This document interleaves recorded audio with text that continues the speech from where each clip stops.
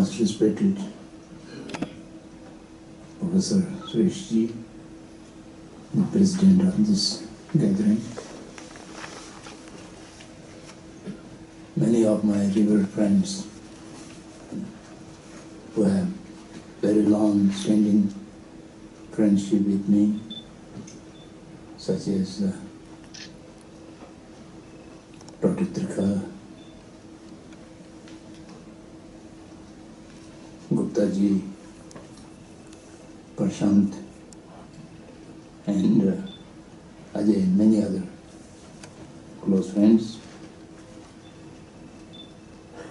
ladies and gentlemen. As mentioned in the beginning, I have been strictly instructed that I should speak in English. A language which I never had a chance in this life to learn, nor I have any appreciation of love for it. It was my compulsion as a refugee who need to go around and communicate with people. I have to pick up few words, the broken English, for emergency purposes.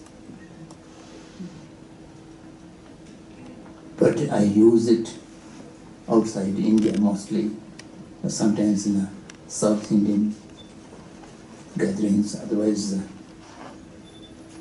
in North India I feel much convenient to speak in Hindi, although Hindi is also my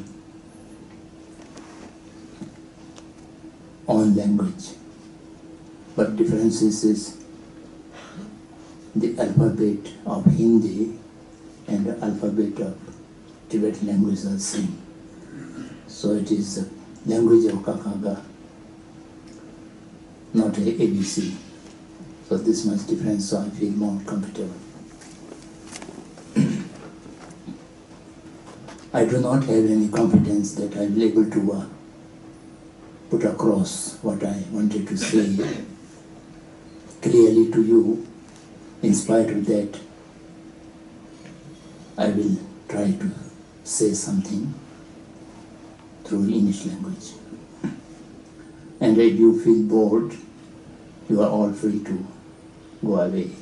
Need not to be hesitate, or there's no formality, no need of formality.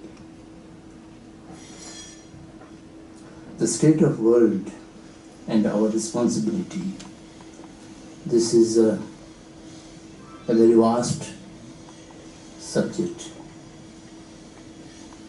and within 40 minutes of discussion, I don't think we will be able to deal with it sufficiently, not speaking of comprehensively.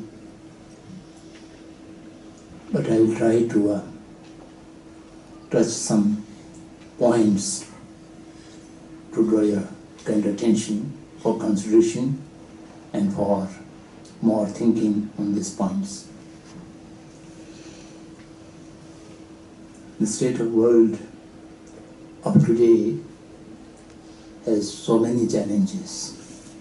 Each one of the challenges are in reality threatening the basic existence of the globe, the entire world.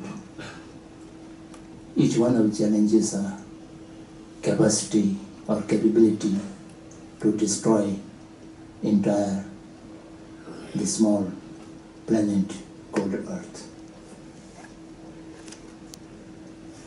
But I also been asked by the organizers I should talk more about the environment and climate change and ecosystem of this Earth.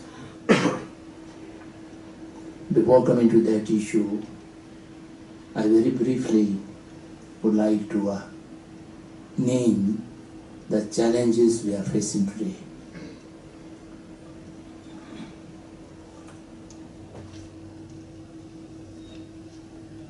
The first and foremost challenge is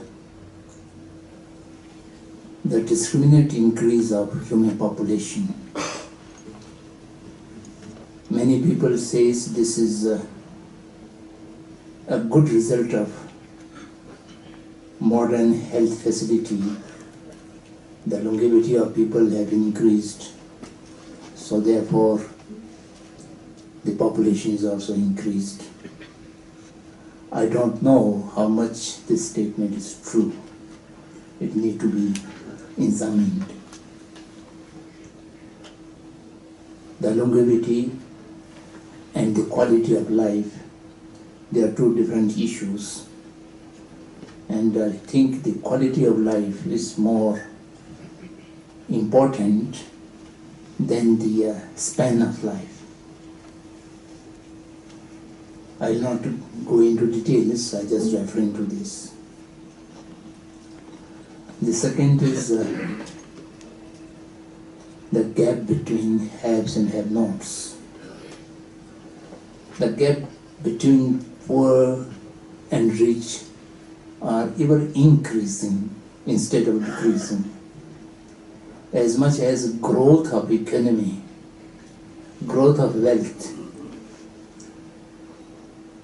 logically it should reduce the gap between poor and rich. The poor should be elevated and they may not become as equal with the rich, but we should able to remove the sense of neediness or sense of poverty, and we are not able to do this. As much increase of the wealth, the psychological poverty become more and more intense. And today, there will not be such poor people who doesn't have something to eat or something to wear. Of course, there are many people still dying due to starvation, but they are not many. But on the contrary, even well-to-do people are also a sense of poverty due to the comparison and due to the wants we have created. We have wants imposed to the people by the modern so-called civilization. So this is the second challenge, and which makes everyone unhappy. The rich people are working day and night with great stress and unhappiness to increase their wealth. Furthermore, and the poor fighting day and night to earn, to meet their ends, just to survive. So therefore, this is a great challenge. And the third is the increase of violence, killing. The last century, 2 declared world wars have been fought. Millions of people have just perished as a direct result of these wars. Apart from the declared wars, there are continued undeclared wars and a conflict between nations, ethnic people, and many other groups. Particularly the modern development of the idea of so-called multi-party democracy. Democracy is a very good thing, but when it becomes multi-party, competitive, and which causes for many evil things. For example, India has a great constitution, and the constitution addresses to many things: evolution of caste system, untouchability, and harmony between the ethnic groups and so on and so forth. But the multi-party election system has so to it that the divisions among the people must be maintained, preserved, and the hatredness between them is also to be preserved. Through that, they are able to maintain the so-called vote banks, and the people can be put in block on the name of caste, on the name of regionalism, on the name of language, on the name of community, and so on and so forth. So the real harmonious among the people become difficult to achieve. What the Constitution has completely dismantled, things are still alive more than before.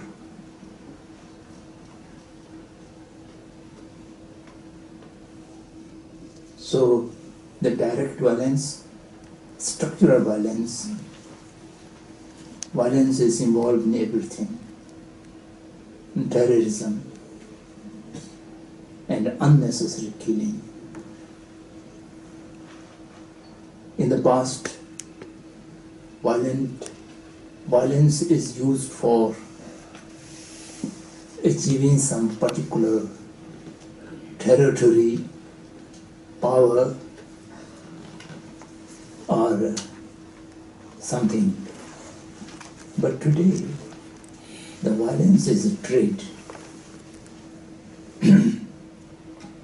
It is for the selling of the destructive weaponry products.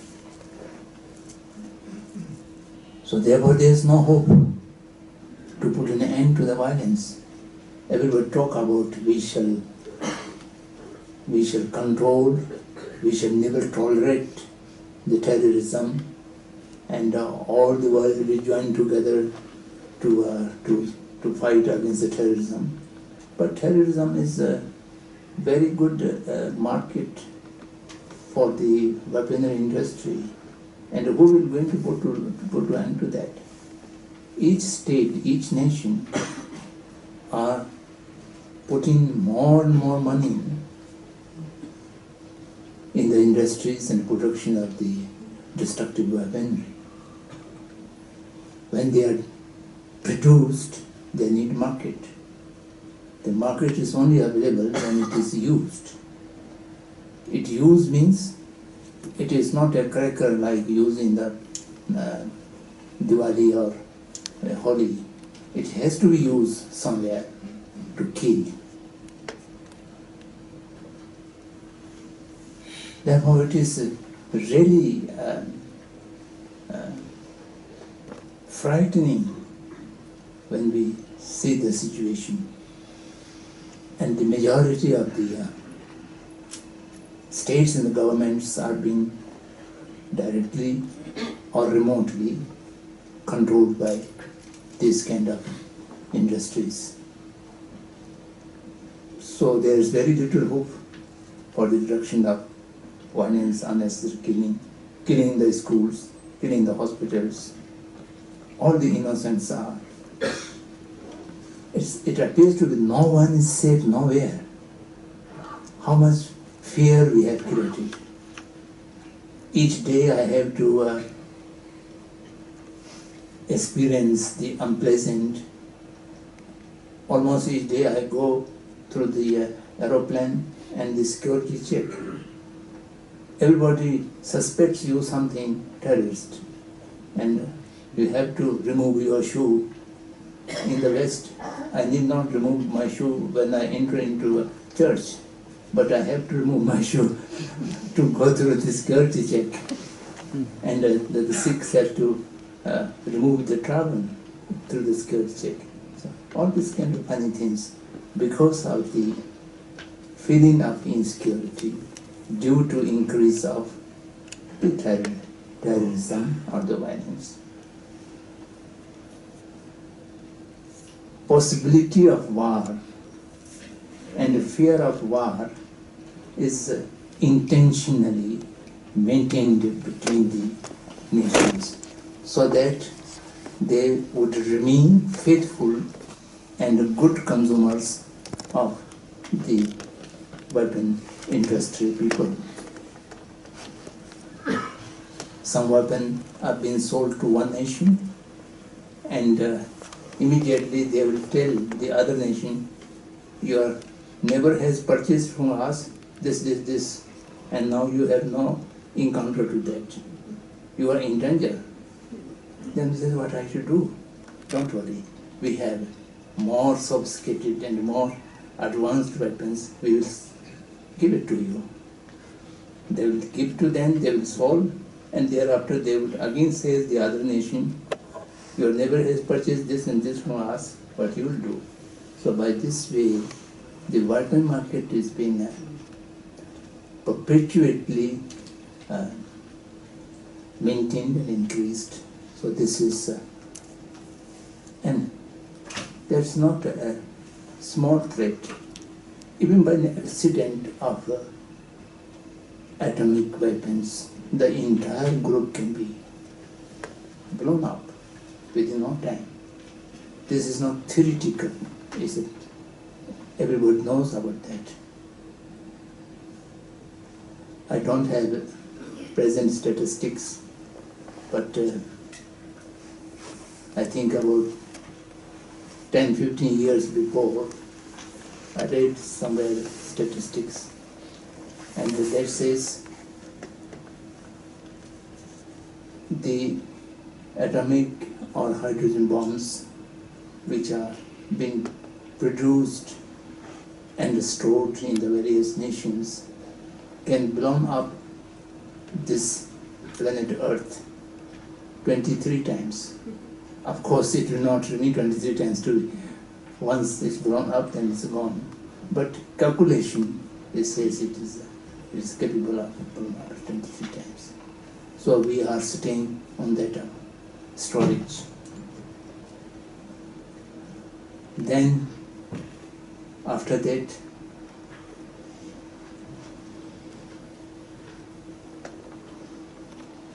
the fourth is environmental degradation. Environmental degradation is a challenge to all the living creature on this planet Earth. No discrimination between nations or between races or between human beings or non-human beings. Each one of the living creature on this earth is being threatened due to the environmental degradation. I do not remember the statistics and I need not to reveal all the statistics. It is available everywhere. Now scientifically, so-called scientifically, it is found and it's accepted by everyone. The planet Earth is in great danger, and the global warming is one of the things. I don't think we need to talk about this. It is absolutely visible and experiential each day. Almost each day in the news atom, you will find earthquake, tsunami, flood, drought, fire in the jungles, so on and so forth. So-called natural calamity, but it is man-made, not natural. Humans have been created all these problems. Every life, for sustaining the life, the basic requirement is water and air. We can remain without food for several weeks. I know there are hunger strikes who remain for about 100 days without eating any food, but still they are alive. I still remember Master Tara Singh passed away through a hunger strike after 103 days or 102 days. So this much long we can survive without food. Without water, I don't think more than 24 hours, yes, 48 hours, something like that. And without air, few minutes, without clean air to breathe. So today we don't have a clean water to drink and a clean air to breathe. I myself remember in the early days means in 60s, I go anywhere through the train and on the stations, we go to the water tap which is written drinking water. Go there and take water from there. Now, no one dares to dare to drink from that water. And again we have to pay to the multinational companies for a bottle of drinking water. Still, we have no assurance whether that was really clean, but we see in a bottle, we consider psychologically, we think it is clean. So this is our situation. And then the putting mask on the mouth and nose is ever increasing. People are hesitant to breathe in the open air. It's not far away. We might have to carry a bag of oxygen or something in our bags, or purchase from it. Somewhere in Japan, there are breathing booths are being created in the market. And if you feel suffocated, you can go in that booth, like the telephone booth, and 3-4 times you breathe it and then comes out. So this is the real situation.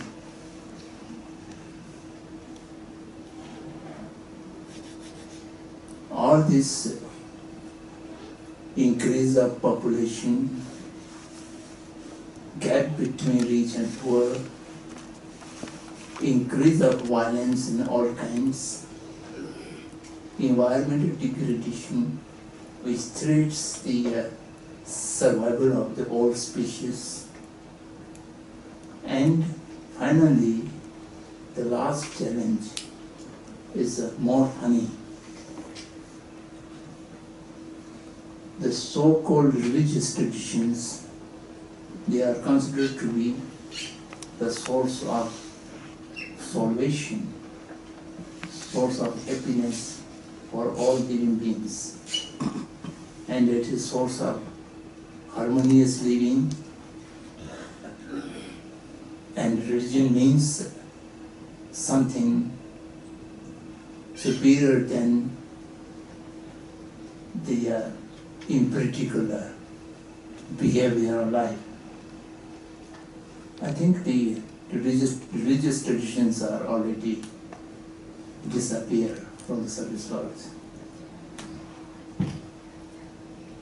But unfortunately, when the essence of religion is disappear, essence of religion, my late friend Dr. Panika used to refer the religiousness. The religiousness is disappeared. What remains today is the religiosity and religiosity and religionism. Religiousness is disappeared. No one knows what is religiousness. But the religiosity, the church, the temple, the rituals, and the group, they are still alive. Alive with the religionism, my religion, their religion. My religion is superior. And my religion alone is the real religion, the rest are. So the institution and names of the religion, the groups of the religion, which remained after the disappearance of religiousness, is become a very handy and powerful source of division, conflict, fight, and violence. when the medicines become poison, how we shall do? This is real dangerous thing. So I always referring to these 5 great challenges of the world, and now it's quite clear. In such case, what is our responsibility? We have to decide what is our responsibility in the light of the challenges which we are facing.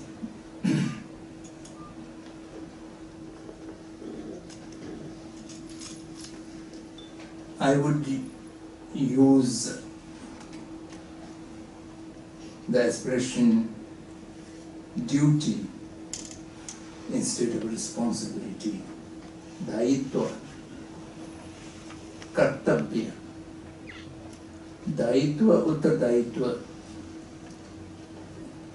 is a good word, but kartabhya is more specific word. Have to do. Responsibility is something in relation to others. I have to answerable. I have to answer to my parents, or I have to answer to my teacher, or I have to answer to my people, something like that. But kartabhya is not for answering to someone who would ask question to you, but you voluntarily, your own nature, you have to perform that kartabhya. Swadharma is more appropriate. Swadharma means one's own basic nature. To remain to one's own basic nature is naturality. There's no artificiality. Sejta. And when you go beyond that, your own nature, then you become artificial. As soon as you become artificial, your authenticity is lost. You have no authenticity and you have no truthfulness in your personality. So therefore, in the light of the foregoing challenges, we have to decide what is our Swadharma.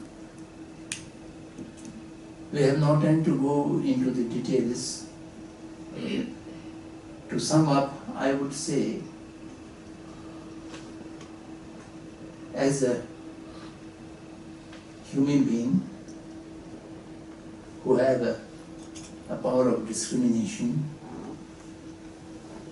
the power of discrimination and intelligence which makes us different from the animal world. And we must use our discriminative power, and the most important, our duty is to dissociate ourselves as individual for contributing to these challenges which I have heard. We must not be a party to making increase in the population, increasing the gap between rich and poor, increasing the violence or perpetuating the violence, and contributing to the environmental degradation, and also contributing the so-called religious intolerance. In the modernity, the languages are very vague and contradictory. The expression religious intolerance is a very vague language. In reality, anyone who is religious minded, he or she can never be intolerant. someone is intolerant, itself is the greatest evidence the person is not religious minded. It's not a religious person. So there cannot be any religious intolerance. But today's language, it is usually using religious intolerance. In the recent days I heard whether India is increasing the intolerance or decreasing the intolerance, that is a subject of debate. So there is a religion, there is a religiousness, there is no place for intolerance. That is by nature. And similarly, that tolerance is a very bad word. Tolerance means no respect, but I tolerate it. It is unacceptable, but it has to be tolerated. Tolerated means just say no. Acceptance, respect, and to be tolerated, these are entirely different connotations. I am tolerating some other's religion, means I have no respect for that, but I do not condemn because I have to keep a tolerance. So this is also a modern way of communicating. So tolerance is in reality not enough. We must have a respect to all religion. Of course, each one has to choose one's own suitable religion, and all religions are equally sacred. No religion is more superior and no other religions are inferior. All the religions are equally coming from the authentic source or divine source, and if you practice it properly, it will take you in the salvation, all religion. That's why Gandhiji's language is very, very appropriate language. Always, I find Gandhi alone outstanding when he coins a word that is so perfect and it conveys the entirety of meaning in a small word. Sarva Dharma Sambhava. Sarva Dharma Sambhava. All the religions, I must keep equal respect. So that is a real meaning of if we need to make a connotation to the word secularism, the Sarvadharma Sambhava is the real word for secularism. Not anti-religion or not against religion. Of course, anyone can be no religion, no believer. This is perfectly all right. No believer does not mean he or she must condemn all other believers. A person has a right to be no believer, and he or she must respect the similar right to be believed for the other people. And that is the only way to remain in equality in real sense.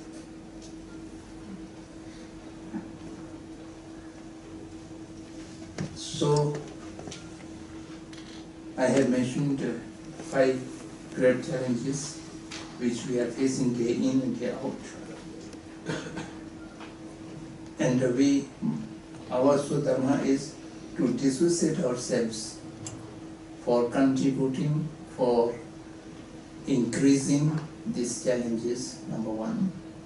And secondly, according to our capacity, according to our ability, we must oppose to these challenges. We must think about how I personally can dissociate and also can do something to reduce or to stop these challenges. I know a single individual may not be able to make any visible difference and may not able to reverse the course or to change the society so easily. But my late friend, the great philosopher Jiddu Krishnamurti, used to say, even you are unable to swim against the current, you can very well step in out. This is a good metaphor. Yes, to swim against the current is difficult. All the individuals may not have capacity to do that. But to dissociate from that flow, we can come out of this thing in our own language. Tatthastha ho jana. We can come out of that flow, and that is possible. So we must think on that. This is also. As I have said that we must oppose the evil things. I do not suggest,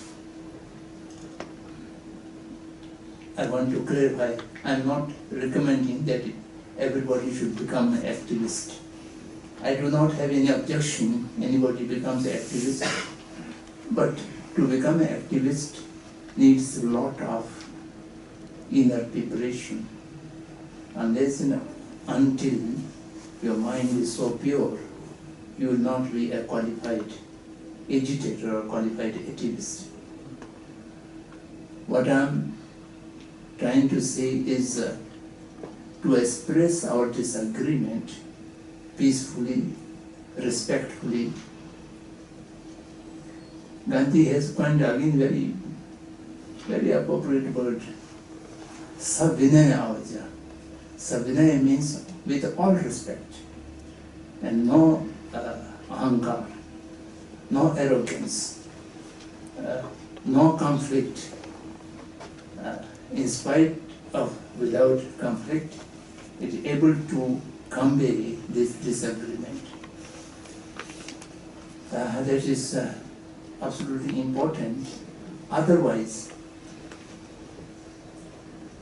keep mum or keep quiet when you witness some injustice. You become party to it because you are witness to the injustice and still you are keeping quiet. Means you have some approval, silent approval. In the ancient Indian culture, approvers are usually without any word. If somebody invites you for dinner tomorrow, if you don't, I will not able to come, then it is refused. If you don't say anything, then you have accepted. So during Buddha's time, Buddha was invited for something, he never say anything. He will not come, he will express. Otherwise he keep mum, is accepted by keeping mum. So that is metaphor. But we must express our disagreement to all the level. Thereby, one thing, the person is not in agreement to this kind of action. And secondly, we are able to create a point of pondering, point to be pondering or to be think to the listener, through which in some awareness could be arising. So this is the latest hope. And at the same time, the like-minded people, like today, should come together and discuss these problems over and over again and find out some solution. Coming back to the today's basic issue, the environment, I will take few minutes for this and then I will conclude my summation.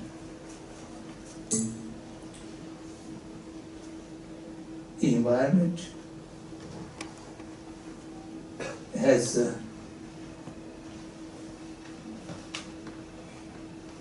two portions. The environment of the planet Earth, or the grasses of this universe, and the environment of a living creature on this earth. And both of these environments are interrelated, inseparably interrelated. The degradation of outer environment affects to your health, to your mind. And similarly, the degradation of your inner environment is affecting the outer environment of the earth or of the universe. What is environment? I don't know. I'm not an environmentalist. I have not studied the modern concept of environment.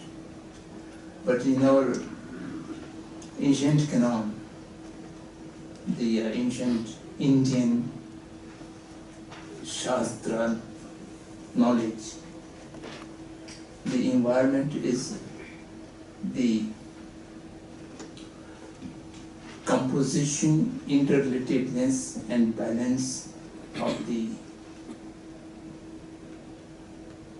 parts of the whole. Parts of the whole means the parts of the planet Earth, or the parts of the entire galaxy, or the parts of any individual. Each solid matter is composed of 7 materials according to Buddhist science.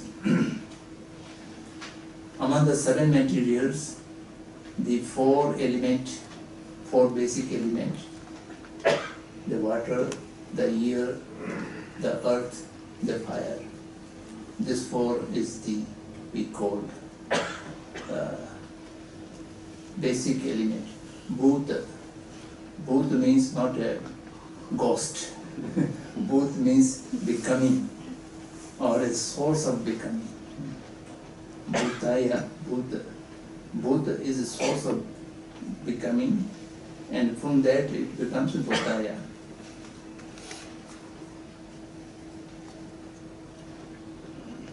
Upon these 4 basic elements, the 5th is the voidness, the space, Akash.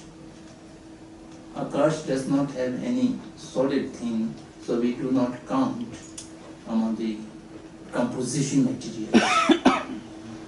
And the next composition materials is the shape, the touch, the smell, and the taste.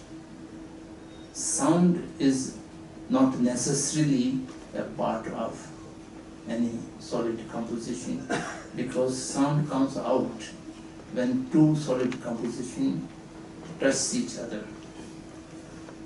Otherwise there is no sound. But the taste, the texture, and the smell, and the shape to be visualized, all these things,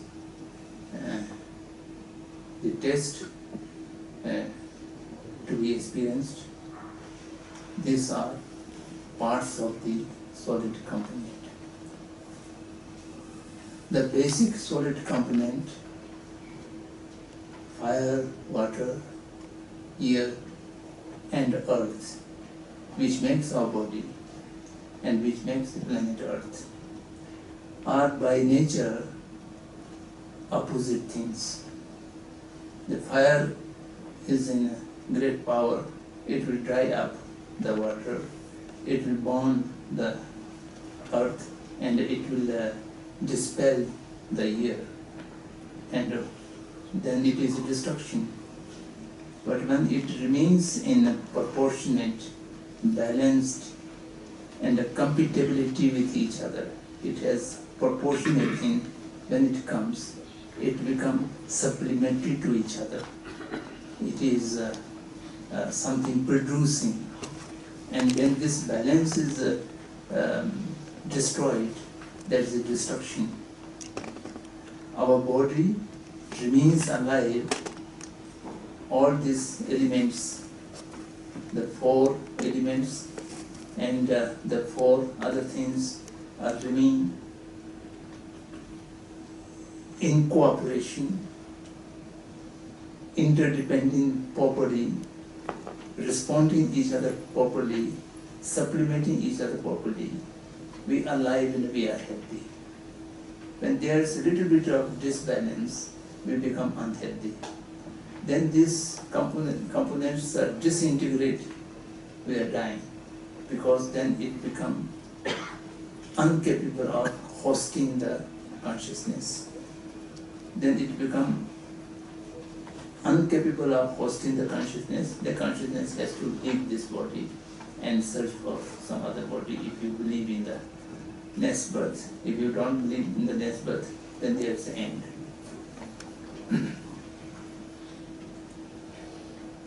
So this balance is very difficult to maintain, and if we do not interfere this composition and this balance, and we live near to the larger component of these things, near to the nature, then environment is okay. So we have interfered with the environment in great deal by interfering, not only interfering, by trying to control and make things according to your need. So this has destroyed the entire environment. So now the present situation, according to the discussions come out last year, the so-called COP21 in France, it appears to be almost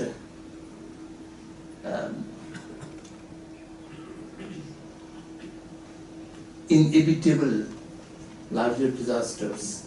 Even we do something very positive today, it might be too late.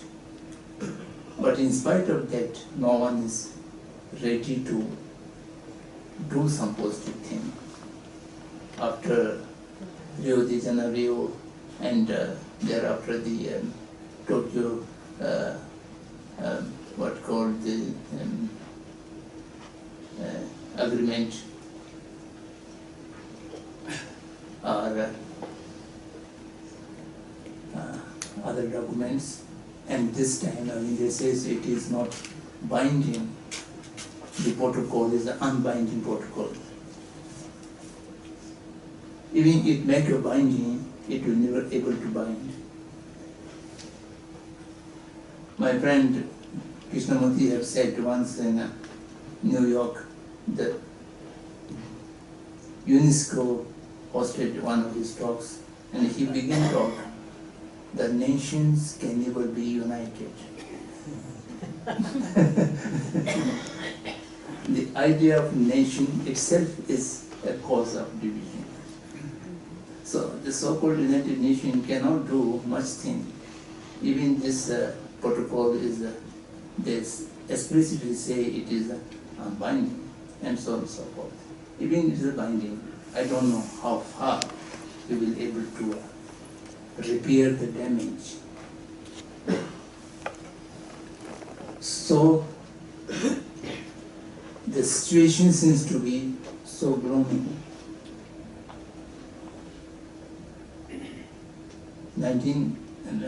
Year 2014, I was in the United States, and we are seriously discussing about the environment issue.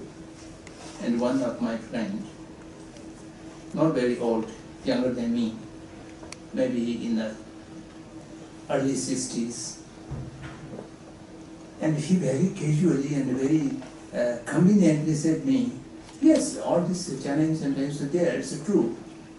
But I can assure you, during our lifetime, nothing drastic going to be happening. That just solicits that person. And as if we have no responsibility, no duty for the coming generation.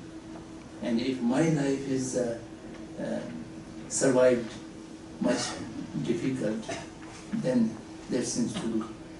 And one of the American leaders has very publicly declared that yes, the environment degradation is very alarming and dangerous, we accept that, but the American people's way of life cannot be compromised.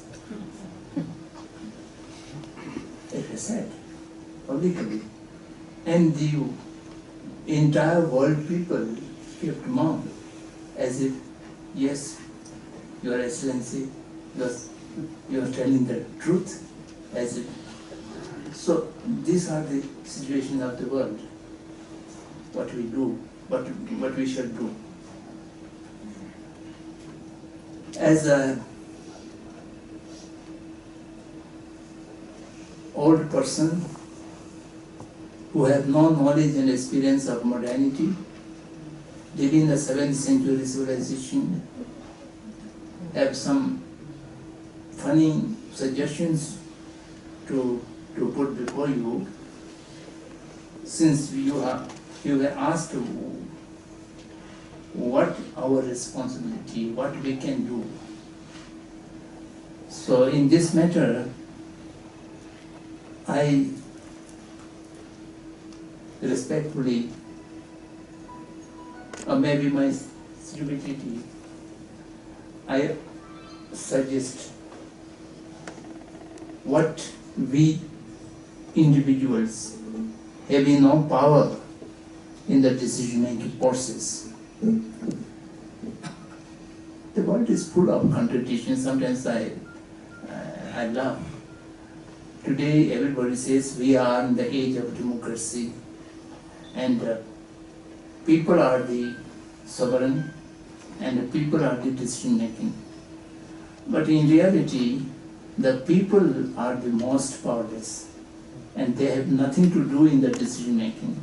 The decision-making is only by few and according to their own immediate benefits, immediate money, how many crores will go to their pocket. That is the criteria of the decision-making. So therefore we have to think, since we are powerless and we are not able to change the course of the world or of the nations, but still we have individual duty, daitva, or kartavya mostly. These are simple. There are 5 things which may be considered as constructive action.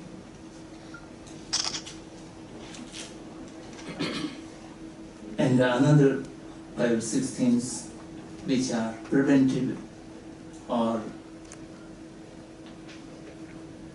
refrain from. The first, we should do plantation work, plant more tree, protect more tree, that any individual can plant even a small garden, 1 or 2 trees, and which may be preserved. If you don't have any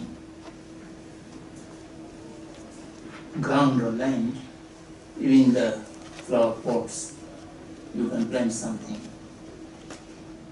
It really contributes something.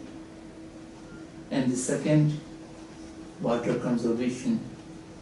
Water conservation right from your bathroom till the larger thing, recharging water harvest, and particularly the new houses, the modern houses which have flat roof or slanting roof, large rainwater is being collected on the roofs, and which is all going west.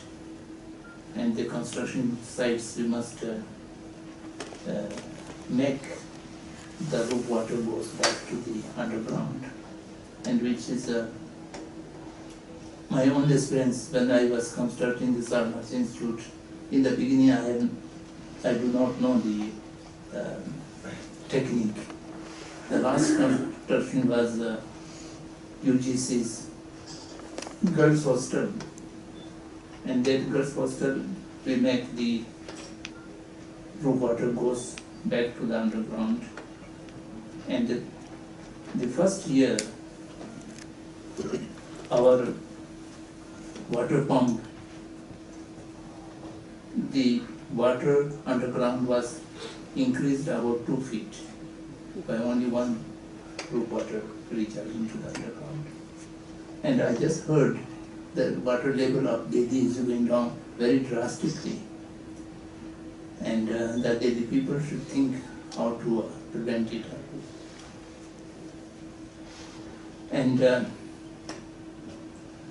third thing is to reduce unnecessary journey by car or by scooter. As individuals, we can combine many things together, not to go round and round in the market. Once you go to market, make a comprehensive list, and if you are going to the market 3 times in a week, which can be reduced to 2 times or 1 time. So it's a small thing, but it's contributing.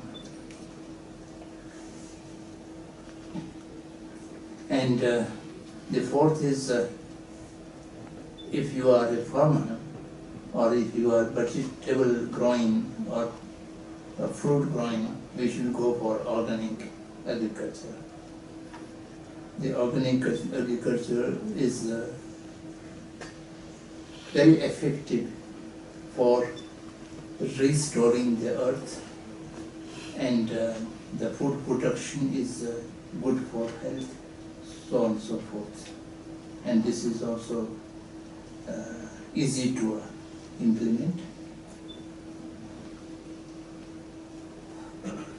And these are the few things which we should do.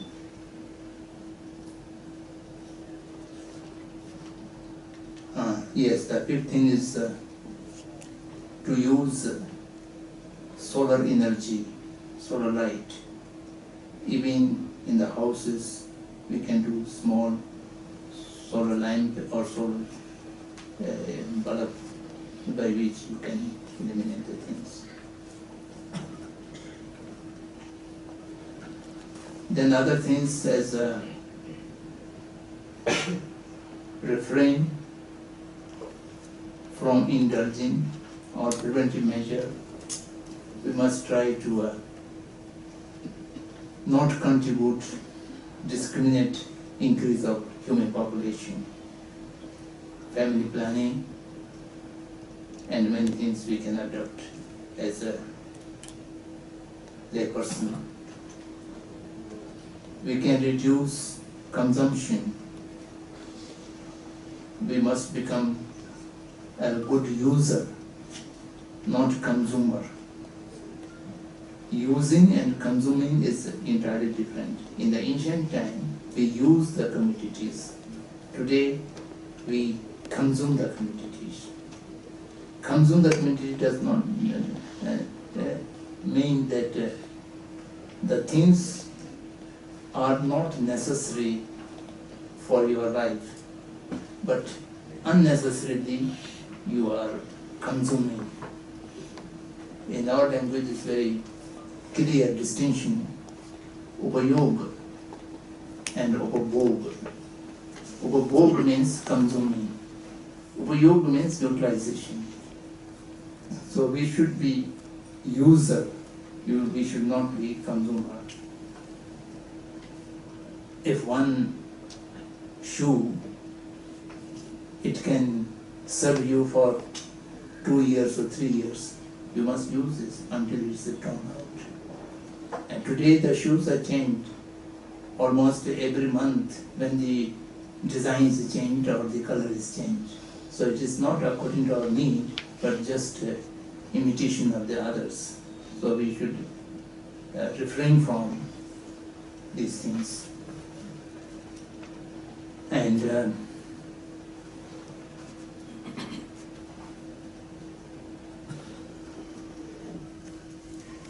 reduce the indiscriminate use of electricity.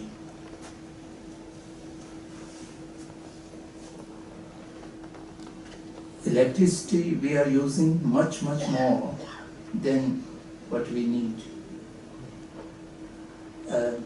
I was constructing the classrooms and library of Sarnath, and we discussed the things, and the electric engineer is suggesting how much bulbs and how much rods are to be fixed, points are to be fixed in a room like this. And we argue that for a good reading room where the people can read the books easily, and this much amount of light is necessary. And his argument is, in this case, we will not get a good conductor because it is a very small amount of work. So, to have a good conductor, we must increase budget of this. And the increased budget for the points of the electricity, it is a permanent consumption. Each day, people will light them. And if one bulb is sufficient for one room's illumination, and why we put two bulbs? And particularly the unnecessary decorations, electricity decorations during the marriages and other things. And apart from that, even the street lights, they are not according to the need of the street. It is according to how much they can spend. So, on the one hand, we are always saying that there is a scarcity of power, and on the other hand, we discriminately misuse them. So, as an individual, we can reduce them. And we can also reduce taking preserved or tinned food, not only for the health reason, also for the environment reason. So this can be done. And finally, all this, what I have said above, can be implemented if we have a determination and a proper way of approaching for localization. Localization is the key to preserve the environment. And as long as you are not able to localize and things remain as of today globalized, then the question of environmental protection is not possible. I'm sorry I have bored you quite sufficient, and with a word of apology, I will conclude my submission here. Yes, in order to make this positive and referring work for the environment, the first requirement is to improve your inner environment. Inner environment is the negative emotions to be reduced, to be controlled, and positive emotions are to be increased and to be maintained or to be cultivated. Compassion, wisdom. If you cultivate yourself compassion and wisdom, then your action will not be harmful to anyone, and that will reduce the violence, that will reduce all other challenges, and it will empower you for facing the challenges with a sense of satyagraha. Sense of satyagraha means you will not be contribute to them, and you will be separate, dissociate from them, and at the same time you will oppose as far as it is possible. Oppose with sense of love and compassion, with all kind of humanity, and you able, by this way you can contribute a great deal, and you can reduce. The awareness is the basic thing, and we can, among these suggestions, the basic thing is to improve awareness among the people, and for that, whosoever you meet, whosoever you contact, we should talk about this and we should discuss about this, and we must find what we can contribute in the preservation of environment of this nation, and for that matter the entire world. And for that, I again come back the Gandhi's idea: to do anything we need the purity of mind, Chit Shuddhi, and we need the purity of the resources, Sadhan Shuddhi. If you have a Chit Shuddhi and a Sadhan Shuddhi, purity of mind and purity of resources, whatever you will do, I can assure you, you will succeed. And otherwise, if you don't have any one of the impure, Ashuddha, then your efforts may not bring any positive result. Thank you very much for your attention.